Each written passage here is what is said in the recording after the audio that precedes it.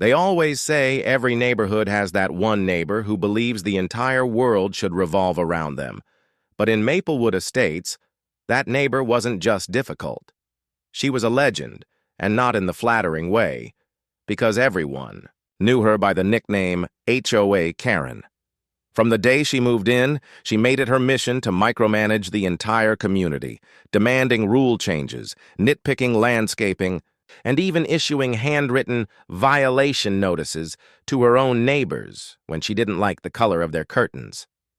But things escalated when Karen decided her house needed to stand out as a symbol of class, status, and power.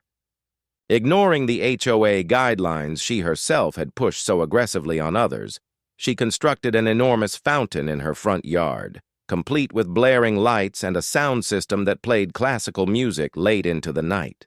The fountain wasn't just a fountain. It was like a theme park attraction, with water jets shooting into the air and colored spotlights that made the entire street glow red, blue, and purple until after midnight. Families couldn't sleep, kids were frightened, and elderly neighbors were irritated. Yet when people complained, Karen's response was always the same.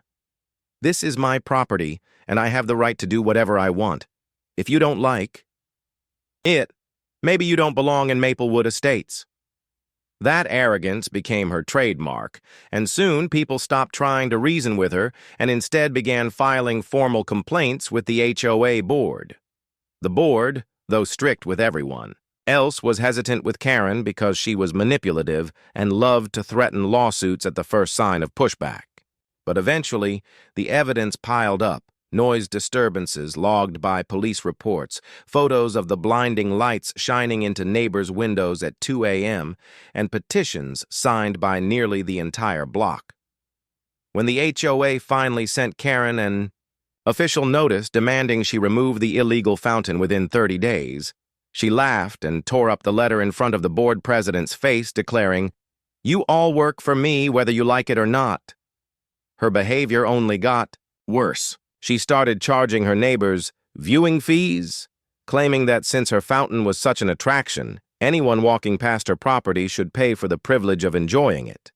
Kids riding their bikes down the street were stopped and shouted at until parents intervened, and one family was stunned when Karen left a fake invoice in their mailbox, charging them $50 for unauthorized fountain viewing.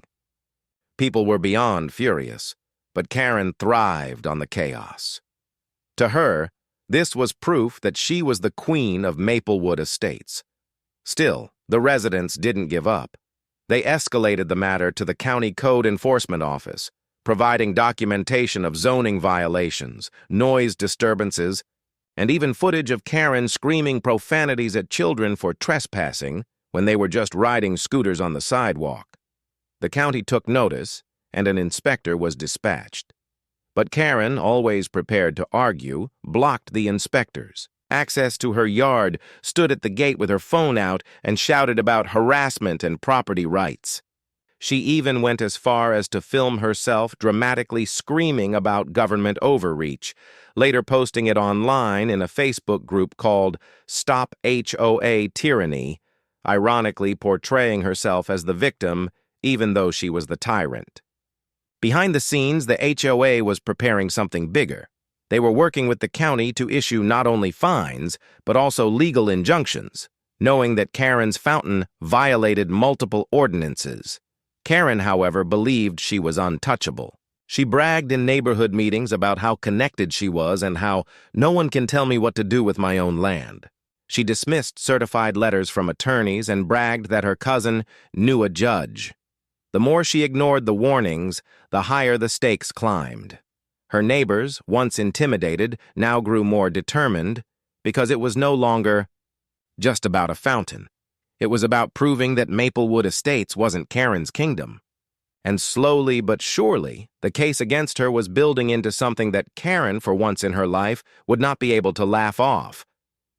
Karen always believed her threats and arrogance would shield her from consequences. But the truth was closing in faster than she realized, and Maplewood Estates was about to witness the downfall of the neighbor who had tormented them for years. After months of warnings, ignored notices, and endless complaints, the county finally issued a formal order declaring her fountain an unlawful structure that violated both zoning codes and noise ordinances. And when Karen received the certified letter, she laughed so hard she posted a live video on social media, holding the document up to the camera and ripping it in half while declaring, "This means nothing. Absolutely nothing." What she didn't realize was that this video became key evidence in court, showing her blatant disregard for the law. The HOA board, tired of years of abuse, coordinated directly with law enforcement and code enforcement officers to schedule an official removal date. When that day arrived, neighbors gathered quietly on their porches, waiting to see what would happen. A convoy of county trucks pulled up alongside two police cruisers, and Karen stormed out of her house in slippers and a bathrobe, screaming at the top of her lungs that everyone was trespassing and she would sue them all into bankruptcy. The officers, calm but firm, explained the order and gave her one last chance to comply voluntarily. But Karen shoved the papers back at them and shouted, "Over my dead body!" At that moment, the workers began shutting off the water supply to the massive fountain, and Karen completely lost control, running into the street and blocking the trucks, screaming like the world was ending. Neighbors couldn't believe what they were seeing, some recording on their phones while others simply shook their heads in disbelief. Karen's tantrum escalated when she tried to physically stop the workers by grabbing hoses and throwing tools into her yard, but the police quickly intervened, warning her that she was interfering with an official enforcement action. When she refused to step aside, she was briefly detained, handcuffs clicking around her wrists as she shouted about government conspiracies. It was the moment everyone had secretly hoped for, not because they wanted to see someone arrested, but because justice had finally arrived for the woman who had bullied them for far too long.